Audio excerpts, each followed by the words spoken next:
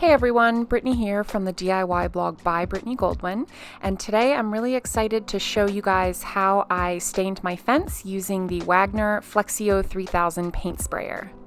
As you can see in these quick before and after pictures, staining your fence is a really great way and a cost-effective way to make it look brand new again and give it a nice pick-me-up. So whatever method you're using to stain your fence, you definitely want to make sure you get a good clean first. So I used an electric pressure washer for this. I didn't use any cleaners, soaps, bleaches, anything like that. Just the water to get a nice, good, thorough cleaning on the wood so that the stain could soak into a nice clean surface and look its best. So the FLEXiO 3000 paint sprayer comes with two different nozzles that you can use. The first is the eye spray nozzle, which is designed to provide a roller-like finish on broad indoor and outdoor surfaces. And this is also designed for unthinned materials like latex paints. The second nozzle is the detail finish nozzle, which is ideal for smaller detail projects with finer finishes. And it's also designed for spraying thinner materials like oil-based stains and paints.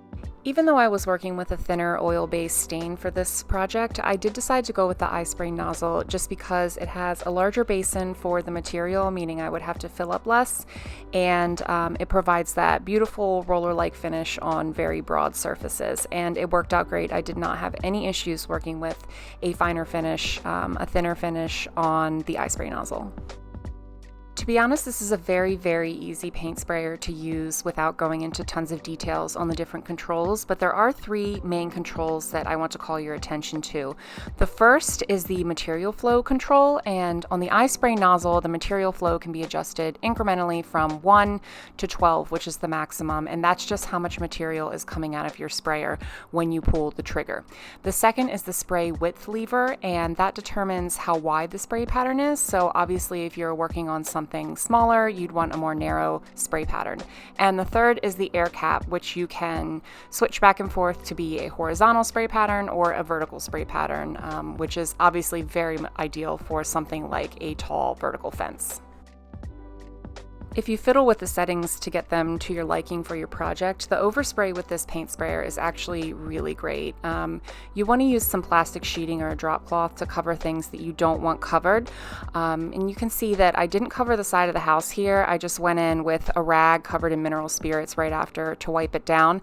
However, on the other side of the house, I did use some sheeting to protect the siding. And I did use a cloth with mineral spirits on it to clean off the handles on the fence and some other things around the yard.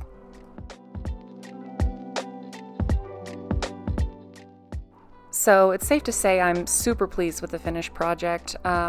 A board-on-board fence would have just taken me hours and hours and hours of hand painting or rolling and getting in the nooks and crannies of the fence, but the FLEXiO 3000 really took this from a job that could have taken me an entire weekend to a job that just took me one Sunday morning of prep, covering, painting, and then cleaning out the sprayer afterward. So I hope you guys found this video helpful and it helps you make a decision about how you'll stain your fence. Let me know if you guys have any questions in the comments.